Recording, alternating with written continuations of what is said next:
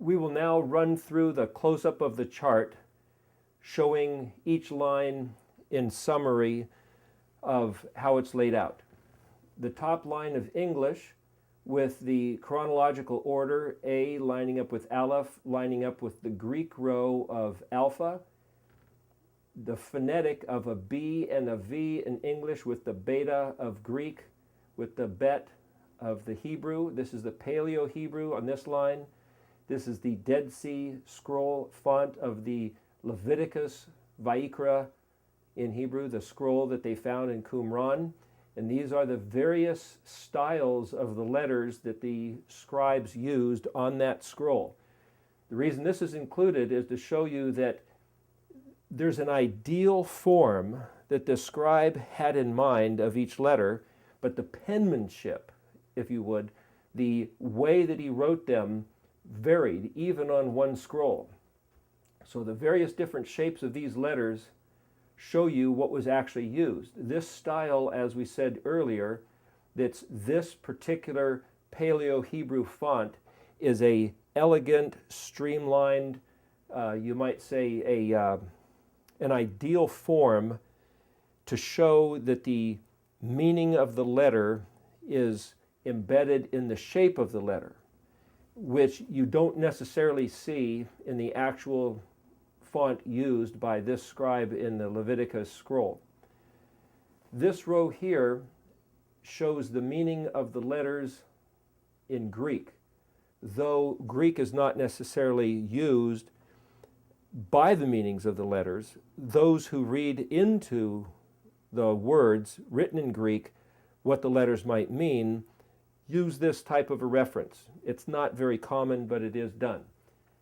The thematic logogram line is the basic concepts in the Hebrew letters per letter, so that you can compare them to the Greek. And of course, in English, the letters don't mean anything. Such a situation as this, the Vav, our letter in English where the F position is, the Vav sounds like four different phonetic sounds: a U, a V, an O, or a W. The Greek letter digamma was lost at a certain period of time. The interesting thing that does to the Greek chronological order is the reference here that 6 equals 7, 7 equals 8, 8 equals 9, is that it threw off the sequence count. So you'll find a blending of the numerical value and the meanings of the letters with either of those two letters in Hebrew. So because the Greek lost that one letter, the ordinal number in sequence, like the 6th letter, the 7th letter, the 8th letter, was shifted, but it retained the value in comparison to Hebrew. So it just sets up an interesting observation of how the language started to spin off track way back then in the ancient days. And you'll notice that there's a common concept of like the tet being a basket holding a full quantity. And like the X shape is the same shape as the Tav.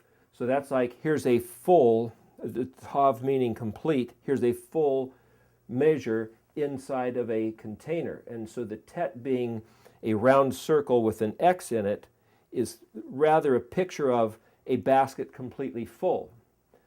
That's one. It's also a wheel. It's also something which goes around, or something which is like a full spin of the clock or the compass, 360 degrees or 100%. These are the various concepts embedded in the letter which you can surmise or deduce or infer from the shape of the letter itself.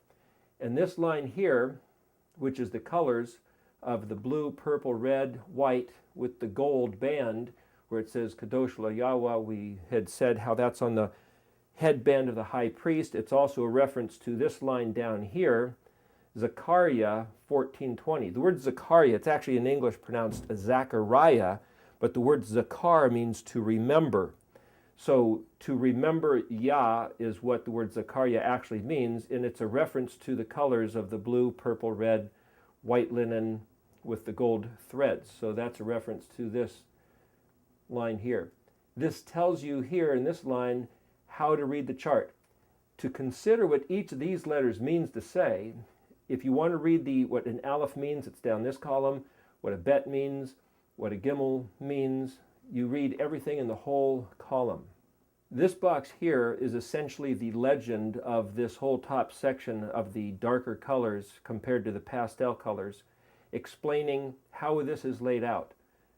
Each letter across the top, consider what each of these letters means to say, is to say if you read the vertical columns, each vertical column is regarding one letter. So everything in the white regards the aleph, everything in the blue regards the bet, everything in the purple, the gimel, everything in the red, the dalet. This other column here, the rendition from each other letter's aspect or point of view, is to say, if one starts by reading, say, everything in the aleph column, you'll get a feeling for alephness. Essentially, aleph is like a strategy. So having determined that, if you read across this top row, it'll tell you the strategy or the basic concept behind each letter. Bet being a basic object, then if you read this row, it will tell you the basic object which every letter is rendered as, which is where you'll find most charts that tell you about the meaning of the Hebrew letters will tell you the basic object of the letter. For example, in the back of Lou White's book, Fossilized Customs, there's a list. Aleph is an ox, bet is a house, gimel is a camel, dalet is a door, hey is a window, vav is a nail or a hook, zion is a weapon, het is a fence, tet is a snake, could be a full basket, yod is a hand that works, it's a hand that grabs a tool, kaf is an open hand, lamed is a staff like a shepherd's staff, mem is water, nun is a fish, Samik is a prop or a support, ayin is an eye, pei is a mouth, zadi is a fish hook, kuf is the back of a head, or like the sun on the horizon, resh is the head of like an exalted man, shin is teeth or fire, tav is a mark or a sign, as a bet. So this column here just gives you an easy reference from this side of the chart, which is the same as this column here would give you a reference from this side of the chart. So I just gave you the basic objects so someone can see that that's the typical understanding of what each letter means. As a bet, as a basic object. As an action, as a gimel, this then describes each letter from an action perspective. As a dalet, which is a comparison of x compared to y, one thing compared to the other. As a door, you have a choice, one room compared to the other room, or the interior compared to the exterior, the door being a threshold. Or if it's a fork in the road, you have a choice on one hand versus a choice on the other. So dalet is a comparison. One other mention of the dalet as a choice, or as that which transfers, or that which explains or translates. Dalet works as a prism. The triangle shape of the dalet actually is like a prism where the white light hits a prism and then is transferred or translated into a full spectrum of color. That's one of the functions of the dalet and one of the reasons why it's drawn as a triangle as compared to a square, because most people think of a door as a square. We referred to that earlier. Hey being a simple type, it is not the same as an object or an action. Vav is a simple function. Zion is an edge or that which cuts or separates. We can go through the rest of the column here. Just as another sample reference, if kuf is an overview, then the overview of what an aleph is to say an eternal concept. Compared to now, the bet would be a woman, the gimel, as to extend out or away or in recompense or that which is coming back around, because kuf basically means after this, or that which comes later, or that which follows. So as an overview of the way this whole top section works, there's primarily more English words here, and lower down in the chart we get into writing more of the words written in the Paleo Hebrew. The Aleph concept includes all the other concepts. We've mentioned the Russian doll concept, where inside the one container was the other container that's a little smaller, and inside that was another container, and inside that was another container. So the terms in this side of the chart are pretty general as compared to the terms down here, which get very specific and detailed. So these are easier to grasp, and these are getting more and more refined as you get closer to this corner. By the time you get down to the bottom of the chart, down lower, the English words simply won't do. They're not exact enough. So by the time we get to the lower part of the chart, even down to the bottom line, things are written pretty much all in the Paleo Hebrew. And if you don't know what the letters mean, you don't know what the words mean, it doesn't do you a lot of good.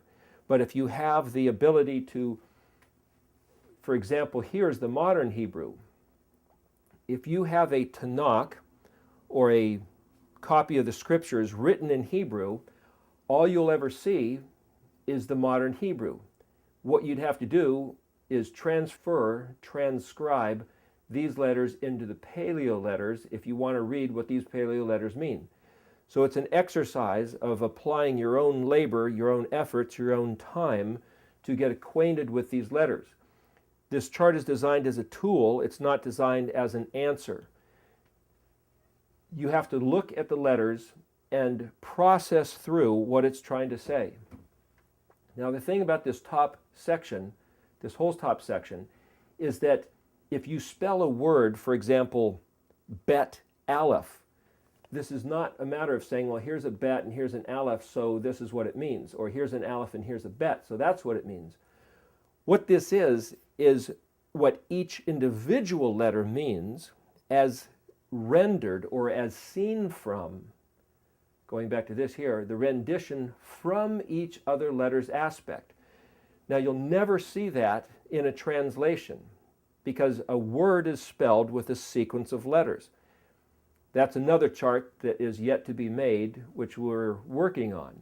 But that's not this chart. What this chart is simply telling you each individual letter's meaning.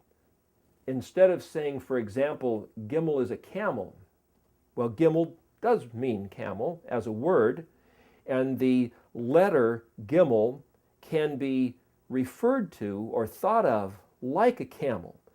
But if you see the word spelled with a Gimel, if you just think, oh, that's a camel, that's only a very limited perspective on what a Gimel means. If you read everything regarding the letter Gimel, you'll have dynamic, not static. In the modern letter, as we mentioned before, the Gimel is the letter with a foot. It's the letter that moves. It's referred to as the voyager, the verb. The Gimel is the letter which implies an action. Also, the letter Nun happens to imply a dynamic action, shaped kind of like a lightning bolt. It refers to jumping. Gimel refers to the concept of transport. When you see the letter Gimel and you think movement, transport, back and forth action, it means to carry or gather, back and forth reciprocal swing, scent, a throat or a conduit or a path like a roadway, cogs like cogs on a wheel or numbers on a clock, which are recurring phases, the concept of a linkage or related, cycles of repetition, like the cycles of a Sabbath day every week, or the cycles of the festivals every year, the cycles of the season. If you incorporate all these ideas together, you'll get the feeling of the concept of Gimelness, which you can then apply to a word. But to simply look at a word and say, Gimel's a camel, you will lose on what the Gimel's actually telling you, why it's used in that word. If you find a word which is spelled, say, with a het and a tet, and you sit there and you combine these together and say, well, in the position of a het and a tet, we have name of owner, Yahweh. Well, what does that mean?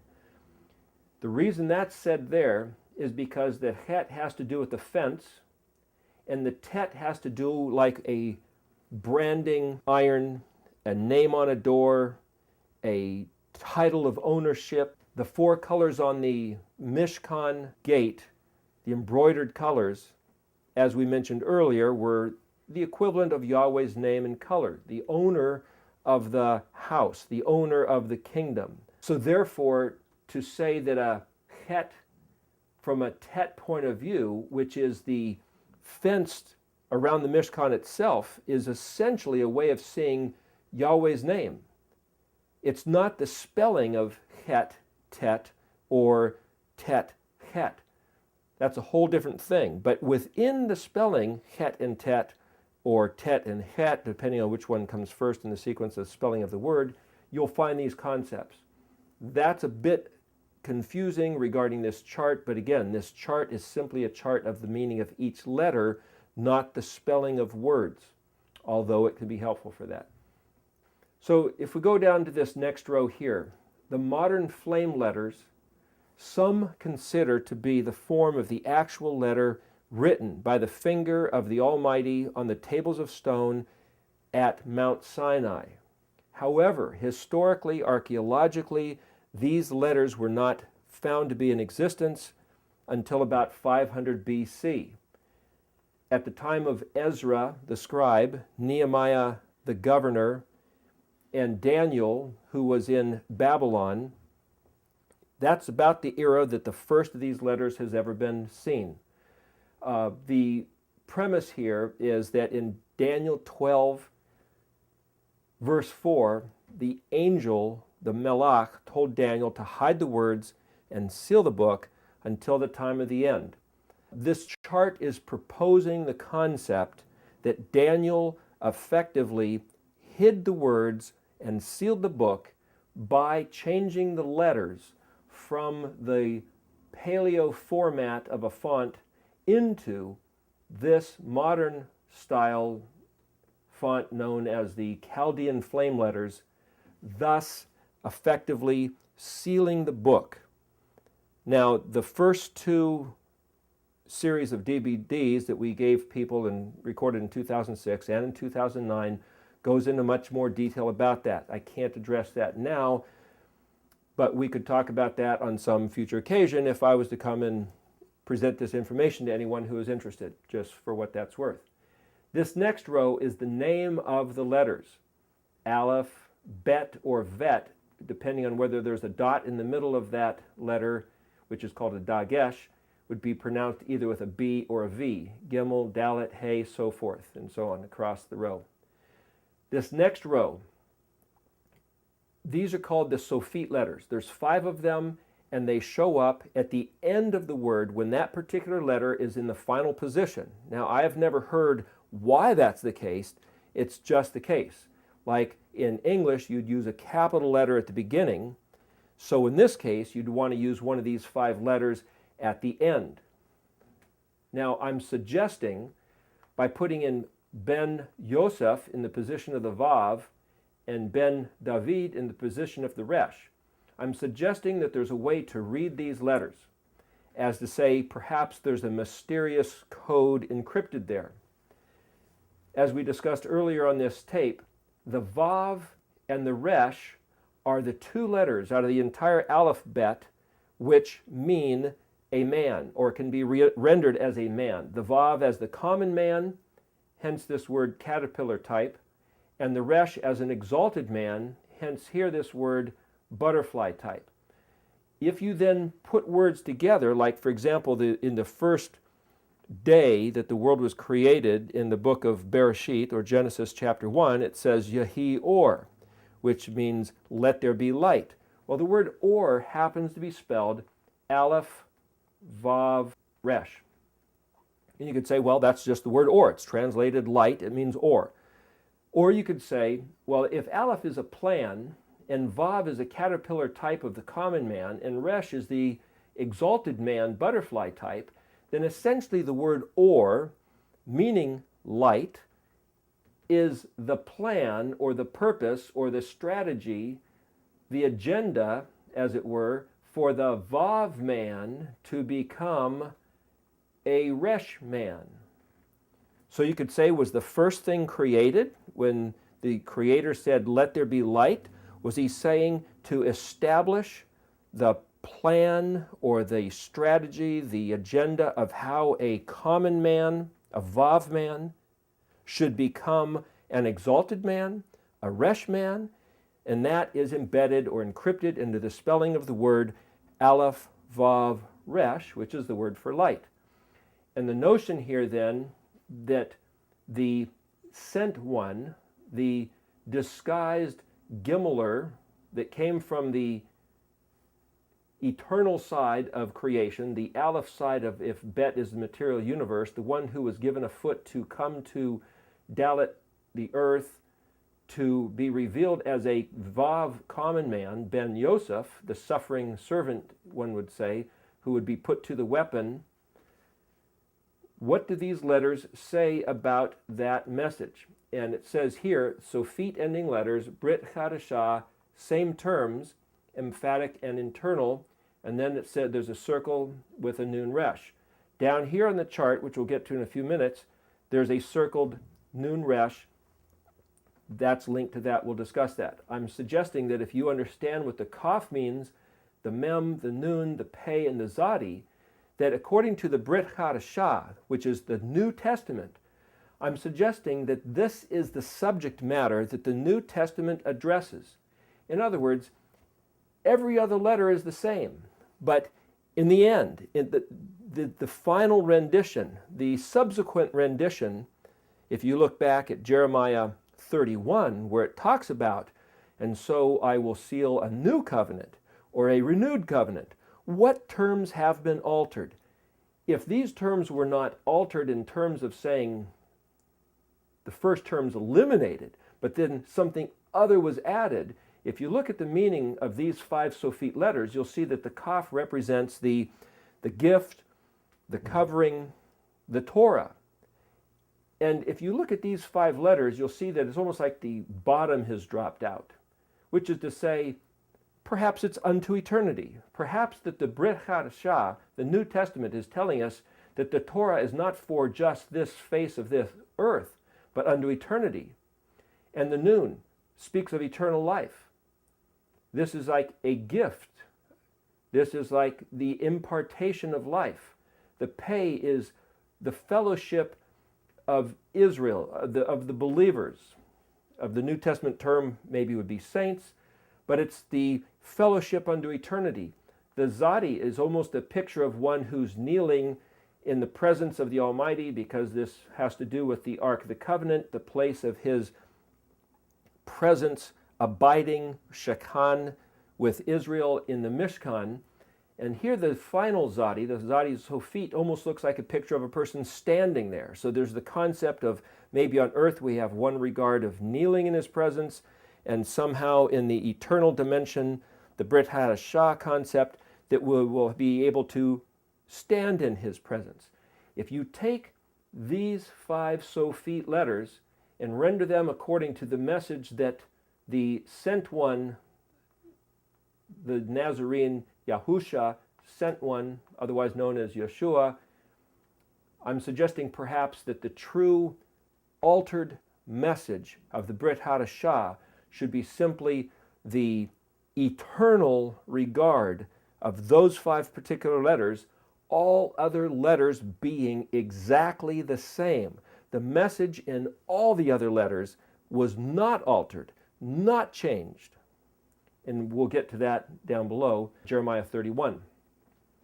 Getting here to this pastel section, as a contrast to the upper section where each letter was referenced by each other letter, these are simply the letters in a sequence of their own regard. Aleph, Bet, Gimel, concept, noun, verb, position, a specification, a channel or a merging, a limit, a separation divider. we'll go through just to show you. A circuit, that would be the tet going around. A cause, like the hand of the creator that makes something, like the artist. The process, which would be the kaf, which is the open hand, which is like rows or furrows if you're plowing a field. Like a spectrum of color, like musical notes on lines. The lamed, having to do with an application, which is like the governing authority of those lines. Mem, what you initiate comes back around. It's this concept of sowing and reaping, of planting and something coming back later that you're going to harvest. Noon has to do with the product or the yield or the fruition of what was planted. Samik is a picture of your duty being part of this whole system. Ayin has to do with the scrutiny of how you perform your duty. Pei is a consideration or a reasoning or an explanation, a regard of the duty. So again, Samik, Ayin, Pei working together as a triad, which is why up here they're all three together in the white. Down here they're all three together in the white.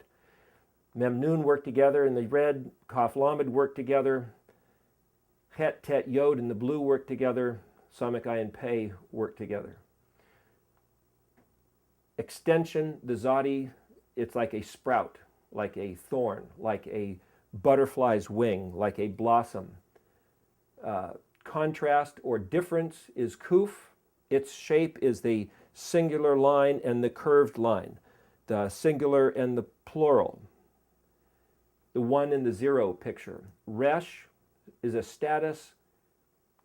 Sheen, essence, which has to do with fire or spirit. Sheen and Mem are contrasted with each other. Sheen is like fire, Mem is water. Mem is material, Sheen is like spiritual. Then Tav, at the very end, the perfection, which is to say the accomplishment or the conclusion of the whole concept. So Aleph Tav is the concept brought to its perfection and culmination. These next set here we talked about as being essentially the transition from one letter to the next, which is like the space in between the letters. Down here where it says who, me, the word me in Hebrew meaning who, this is not Christian, this is not Jewish. This is from before the creation. As we were saying, these things are keyed to kadosh matters. So if you appropriate the meaning here, it looks like the one who was sent. It looks like the Mashiach ben Yosef and the Mashiach ben David manifested as the description laid down by each one of the letters. This says here, Isaiah 14:21, as I have planned, so it shall be. As I have purposed, so shall it come about. I propose that that is a encrypted format of reading Aleph Tav. Aleph Tav. Aleph being the plan and the purpose. Tav being, so shall it be, so shall it come about. And the word plan there is Bet, Zadi, Lamed, Mem. The image of Genesis, where it says man was made in the image of Elohim, is the word Dalet Mem Yod, which also means silent, my likeness or my blood. Dalet Mem being blood, Yod at the end being my blood. And then the word Ayin, Zadi, Hey. These all have to do with Isaiah 14:24, and one could either choose to see this or choose to not see this. The word Ayin, Zadi, Hey literally means counsel, but it also means closed eyes. The way these words work in Hebrew is that pretty much every word means both the word in the positive sense and the negative sense. You could say the word meaning to walk also means to not walk. The word for counsel also means closed eyes. And so when you go to translate a word, you have to consider both regards. There's two ways to read a word or a verse. And if you multiply these out by the 22, like the upper section of the chart here, there's many ways to read a verse, to read a word, to read a letter. It's not just the single word to the single word of translation that we've been customarily given. These other lists of references here, if you read these, Deuteronomy 32:28, Proverbs 8:14, Proverbs 16:30, Genesis 1:26, and Isaiah 62:6. It all has to do with these concepts of the plan being accomplished, showing the embedded concept of Aleph Tav. Aleph Tav happens to be the one word in the entire scriptures which is never translated. I'm suggesting that these scriptures here give us a translation of Aleph Tav, and that Aleph Tav finds its translation in the person that this is talking about, as you see it laid out in these two rows all the way across. Here it says, Jeremiah 49:19, who can challenge me? And I would suggest that the one which is described as hidden in the meaning of these letters is asking that question. Going down here to the next section, this is called the Mishkan pattern. I'm referring it to that because if you see the meaning of the big white fence, the altar of sacrifice, the laver, which were in the outside of inside the courtyard, they were outside the separated place, though they were within the fence, they represent the spring feasts of Pesach. If you read through here, where it says, Yahweh's dance, hula rocked. If you know how to read Hebrew in paleo, this says hula rocked. The word rakid means to dance. The word hula means to tell a story as a circle, and also means sand. So it's a picture like in Hawaiian where you tell a story by dancing in the sand. So this is a play on words. Hula rocked. Yahweh's dance is his festivals. Pesach lines up with the big white fence. Feast of Chag Matzot, or unleavened bread, lines up with the altar of sacrifice. And Shavuot, 50 days of counting, lines up with the laver. Those are the spring feasts. The fall feast then being Yom Teruah, Yom Kippur, Sukkot, and Shemini Atzeret. This here is a different way of reading the festivals. I'm suggesting that the pattern says, like the Mem and the Nun, that Shavuot is a 50-day festival. Bikurim and first fruits are not two different festivals. They're one 50-day festival, just like counting 50, which has to do with the Mem and Nun, which has to do with an incubation period, a gestation period. When you plant a seed and it takes time to sprout and to grow, that's the code, that's the pattern. Thus, Shemini Atzeret at the end is its own festival. This is never, I've seen, to be presented this way. But just like the Shabbat, the Sabbath day, has been dropped and discarded, Shemini Atzeret has typically been discarded and not regarded as its own festival, but that is the key to rendering this code. And when you're on key, like notes being on key, well, this is the word Aleph, Nun, Kaf, Yod. It's pronounced Anoki, but there's no vowel there as a Vav. You could see it as Anki, and it basically means I am. It also means my plumb line. So to be on key, like be on pitch with a tuning fork when you hear a note, if you're on key, this is Yahweh's plumb line by which we can calculate if we're accurate, if we're doing his dance properly. If you read these letters here, Leviticus 23, 1 Kings 12:32, read those and they talk about these matters. If you come down here to the next section, Genesis 1, Matthew 5, Matthew 6, Revelation 21, each one of these tells you where this concept is found and how it lines up with the Mishkan pattern. Yaakov, which is James, 3:16, Exodus 20. The concept here, how you hope them to be regarding you is how you should be to him yourself, is in reference to what it's saying in Exodus 20, Exodus 4, and then if you run across here, Deuteronomy 7. Here we have Deuteronomy 13, Deuteronomy 14, Deuteronomy 6, Deuteronomy 7. Most people, I have found, if they regard the New Testament, they don't necessarily regard the Old Testament. Many times the book of Deuteronomy is discarded. But if you very specifically read the chapter of Deuteronomy 13, and compare it to Matthew 5, you will see that if the one who quoted these words in Matthew 5 was seeking to change something that was said in Deuteronomy 13, he should have been put to death. Compare what he said in Matthew 6 to what was said in Deuteronomy 14. The concept of this chart is to provoke a conflict which must be then reasoned through according to this word being, the sefer, or connect the dots. Compare James 3:16 with Deuteronomy 6. Read the chapter. Compare Exodus 20 with Deuteronomy 7. Consider the serious regard that the Almighty told us to look at these things with. Read these other verses here compared to these here. This here says Shema and Shomer and Aleph Mem. Aleph Mem means nation. It also means if or on condition of. It's also a city, a metropolis, or a mother, which is to say, if we Shema and Shomer. If we hear, believe, and do is the meaning of Shema. Watch, keep, and guard is the meaning of Shomer.